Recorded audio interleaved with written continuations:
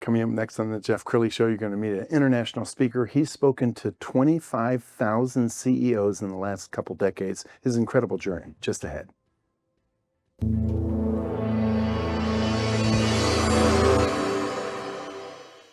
Many are predicting that the worst is yet to come, which is unfortunate, said one person here. Until now, they've enjoyed the reputation of being the nation's icebox. Watched a burglar in his home this morning by webcam. As a journalist of over 25 years, stories are what make my world turn. Reporting live from the Dallas newsroom tonight, Jeff Crilley, Fox 4 News. But in 2008, I took the jump from my familiar life and started a PR firm from my home. We're talking about anyone with a camcorder like the one I'm using becomes a television network. We started slowly growing the company, and we now have over 100 clients, and we've branched into the world of live digital broadcasting. I now own 8 different TV studios and have a huge team, and the stories that I now get to share are sometimes the most important of my life. Life has a funny way of coming around full circle. This is the Jeff Crilley Show. I am so honored to have my next guest on my show. I mean, you have a lot of like one-name people: Cher, Madonna, Boaz. A one-name guest. Boaz, thanks for coming on the show. He's an international speaker. He's a trainer. He's a consultant. He's an author. He's my friend. Thank you for coming on the show. Jeff, it's a pleasure. Okay, so who is Boaz? He was a wealthy farmer in the Old Testament. I was born in Israel at a very young age. Used to live on the shore of the Sea of Galilee. In fact, Jeff, that's where I learned how to swim. When I was 6, my brother was 5, my dad threw us into the water, and as soon as we got out of the gunny sacks, we did fine. But anyway, people in Israel would name their kids after characters in the Old Testament. So I was named after a character in the story of Ruth. There were 3 characters, Boaz, Naomi, and Ruth, and I was named Boaz. He was the grandfather of King David. So I have a heritage that I carry on from the Bible. That's beautiful. How did you end up becoming a speaker? My mother, may she rest in peace, who was from Poland, Dad from Austria. They both went to Palestine in 1935 to build a new country. She lost 4 brothers and sisters and her parents in the Holocaust. But Jeff, she had the most positive attitude of anybody I've ever known. So I had to ask her one day, I said, Mom, how can you have such a positive attitude? Could you, if anybody, have a right to hate everybody, including God, forever? Her answer, Jeff, was amazing. She says, son, if I don't have a good attitude, then they got me too. And they didn't shoot one bullet. So Mother enjoyed learning about people. She said, everybody's got a story. Jeff, you've got a story. You've got a story. She would ask you the right questions. She'd learn something new about you. And then she'd ask you something nobody's ever asked you before. And that question would change your life. Wow. I loved what she did. And that's what I get to do now with CEOs all over the world. And you told me something while we were practicing for the show, that when you give a speech, you actually let the audience tell you which speech to give. Explain. And that's really one of the keys to success. You know, Jeff, God gave us 2 ears and 1 mouth. Maybe we should listen twice as much as we talk. But the average person talks too much and they miss opportunities.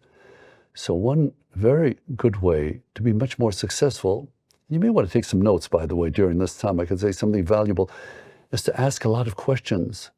Just to ask a lot of questions. So in my presentations, now for 22 years, 25,000 CEOs, I just ask a lot of questions. People think my program is brilliant. So I give one valuable idea and then go around and ask each one, what did you find valuable about that? Because people will fight for their own ideas. So rather than lecture, ask people questions. I think that's brilliant, because I've run into so many speakers who are like giving the same speech for 25 years, and it has to be like a Beach Boys concert being asked to play Good Vibrations again. It becomes almost like a tour guide at Disney World. Your speech is always adapting to the audience. Yeah, I always have a certain number of major points, but I use no PowerPoints. I don't have 200 PowerPoints where you put everybody to sleep and we all read. Could we get our primer out and all read what's on the screen? I have 0 PowerPoints. My program is the audience. When you make people around you look good, you'll do just fine. So I want to make sure everybody in my audience looks good, sounds good, and says, I could do that idea. I could really work with that because they expressed it. Incredible. We're going to pull up your website, and as we scroll down the website, I want you to talk about Vistage, because we're both big fans of Vistage. It's an organization that's been around for many, many decades. Tell us about Vistage and and the types of members they attract? Started 1956. It was not far from where you used to be a newscaster, up in Minnesota and so forth. Yes. Where a businessman felt all alone making decisions, and he couldn't talk to people about his challenges at his company, so he called a few buddies together who also ran companies, and they started having coffee meetings every few weeks, and they would help each other with ideas. And that was so productive that now has turned into over 40,000 people in 38 countries around the world, and they meet in groups of about a dozen each, one day a month in their area, no competing companies, and they share ideas to help each other to become more successful. And in the morning portion of their all-day meeting, they bring in a resource speaker like me to share ideas. So how many Vistage speeches do you think you've done over the last couple? The last one 2 weeks ago was 2,179. Is that right? And you actually know. I know exactly. I know it 22 years. And Jeff, I'm going to continue doing it until I get it right. There's got to be a point where somebody says you finally got it right. Nobody told me you have to practice, so I just continue practicing. Well, Boaz is an amazing speaker. We found his sizzle reel. Let's play a little clip from that.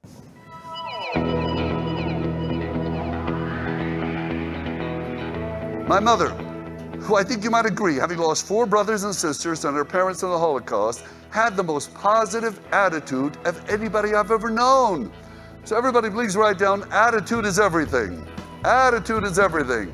It's not a part of the thing, it's not a majority, it's everything.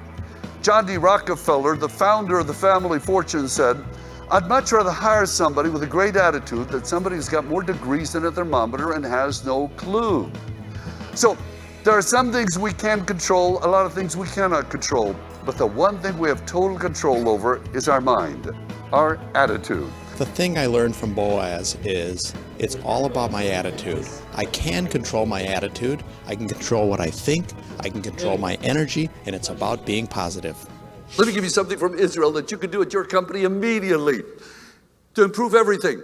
The number one product in all companies in Israel is not specifically the product they make. It is new ideas. Everybody over there is sold on the thing that our number one product is new ideas. So if you would like everybody in your company to suddenly feel very innovative, go to FedEx office, have a banner made about 8 feet wide, and put on it the words, welcome to your idea factory. Welcome to your idea factory. So sooner or later, people will ask you, how's business? Okay? And what you say next is really important because it gives them the impression of what you're really doing. And most people will tell you exactly how it is. Well, it's not the same since 9/11, and the weather, and the government, and our people are responding, and this, and this, and this. Is any of that any good? I don't think so. What if I give you one word? What if I give you one word? People ask you, how's business? Use this one word with enthusiasm, and I guarantee 100% of the people out there will think you're doing great. So the one word I suggest you use is unbelievable. Unbelievable. Now think about that. Won't that cover both ends of your spectrum, good or bad? Am I right? Am I right about that? And I believe from your leadership, they want you to tell the truth, right?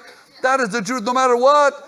But when you do it with enthusiasm, everybody will give you the benefit of the doubt and think you're doing great. Okay, so I've got to ask you this question because I think the number one fear in America is fear of public speaking, and the number 2 fear is fear of death. Have you always been a natural speaker? No. In fact, when we came to America, I was 9 years old, Jeff. And if you can imagine going from Israel to Tulsa, Oklahoma, that is culture shock. The only thing I knew about the western part of the U.S. as a 9-year-old in Israel, the John Wayne movies I saw over there with the Hebrew subtitles. He'd come over a hill, see a bunch of Indians and say, Oy vey, pilgrim. So I learned how to speak English by watching people like you on television. I watched The Lone Ranger on television. So for a while, I thought everyone's name was Kimosabe. But by the time I'm in high school, I've now learned to speak enough English that I could become a newscaster on the largest rock and roll radio station in Tulsa. Wow. But wait, don't get overly impressed. I was fired 2 months later, Jeff. Only 2 problems. I'm still emotionally working through them. At the time, I had a German accent because my parents' first language out of Europe was German. No TH in German, which didn't work well on a rock and roll radio station, and I couldn't read well on the air. Other than that, I was perfect. So I went to work with my high school speech teacher, and 6 months later got rid of the accent and went to work for another large radio station, which is one of the main points I teach, that we ought to look at the fact that it's easy for us to change. Because the majority of people don't get very far because they say it's so hard for me to change. Yes. I could never do what you're doing. How do I know? If I give it a shot, I might be better. Right. But if I say it, I'm right. Because whichever way you see anything, you're right. So I teach people, be careful the words you use. If you want to become a better speaker, don't say, I could never do that. Say, there's a chance I could. And so I teach people, never get up in front of an audience with no notes, never memorize a speech, don't use a teleprompter unless you've had a lot of experience like Jeff has, but never get up without some basic notes. 3x5 cards, basic notes, and read your notes. Start with a question, post 3 points, give a conclusion. You can prepare in minutes, get up, and people think you've been doing it forever. Just read your notes. Well, I couldn't agree with you more. I became friends with the late great Zig Ziglar, and he talked about stinking thinking. Oh. I don't know if you ever had the pleasure of meeting Zig. Yes, amazing. Yeah. Just amazing. You brought 2 best-selling books. Yep. Go ahead and hold them up, and please talk about them. Here's the deal. If you really want to change your life, then realize that words have power, and whatever you say becomes an order to your brain. So again, Jeff, if I jokingly say to you, Jeff, that I'm a clumsy person, give me 10 minutes, I'll walk down your amazing studios here in Dallas and I'll trip because my mind heard Boaz is a clumsy person. If I say I can never get ahead with money, my brain will show me how tough a time I can have, because it takes it as an order. So if you change the words that are in your brain, you'll change your life. And that comes from reading specific books. I'm about to show you 2. But the problem with those books, all those books, is people are reading too many for those who are reading them and not internalizing anything. How about finding 1 or 2 books and just read those at least 3 times?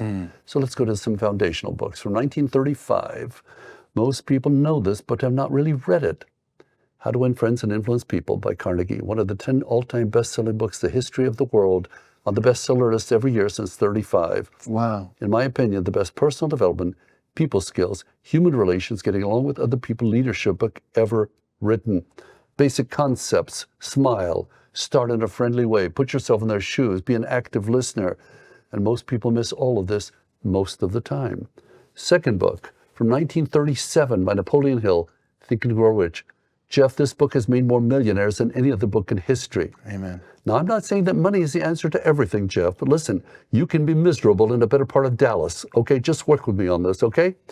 Anyway, this book is about the great industrialists of the last century, Henry Ford, Alexander Graham Bell, Thomas Edison. They all had something in common, and it's all in here. But here's the trick, Jeff. Don't just read these books once and put them away. That'll do nothing. That'll go in one ear and out the other. In fact, that can make you narrow-minded. A friend of mine, so narrow-minded, his ears touched. But anyway, how about 1 page a day in each book? And when you get through, read them over again. 1 page a day in each book. You have a difficult moment, you're upset about something, pick up one of the books and read a page. I read these 2 books once a month, every month, for 5 years. Wow. 60 times each, now they're a part of me. And this is much more than about money. This is an attitude book. That's what this really is. So whether it's these 2 or another one, Jeff, find one and read it 3 times. Then it becomes a part of you. And I think the genius is that these books were written, almost a century ago. Truly. But the stories that they told, the lessons that they're imparting are timeless. Totally. So to a Gen Zer who says, why would I read something from the 1930s? No, there's some wisdom there. Totally. That transcends generations. Totally. And everybody's always looking for the next new thing. How about going back to something old that really works? Amen. And getting really good at that. Yes. Just a page a day? How much time would that take? Come on. Okay. As long as we're talking about great books, let's talk about how to become brand new. So let's put this on the screen because you wrote this book in 2019. Is that right? Yeah.